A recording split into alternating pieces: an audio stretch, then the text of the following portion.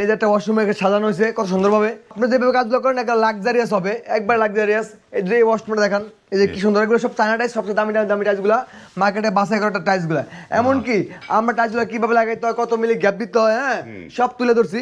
সঠিকভাবে টাইস লাগানোর নিয়ম কিভাবে, সেটা নিয়ে আমরা কাজগুলো করতেছি। আর আমরা টাইসের ফিটিংস আদৌ আগে কাজ করি, আপনারা জানেন। আমরা আরো আনকমন ভাবে বোঝানোর জন্য আপনাদেরকে এগুলো করতেছি।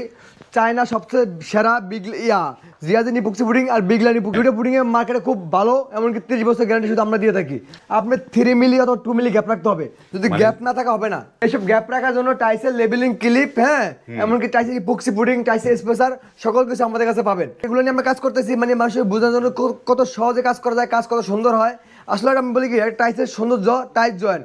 আপনার কাছে যদি ময়লা থাকে, পুডিং উঠে যায়, সৌন্দর্য থাকে না আমি দামি টাইসের। তার জন্য কি করতে হবে, আপনি এরকম ক্লিপ স্পেসে কাজ করলে টাইসের ফিনিশিং খুব ভালো আসবে, এমনকি আপনি পুক্সি পুডিং করতে পারবেন, এমনকি টাইসটা সুন্দর লাগবে।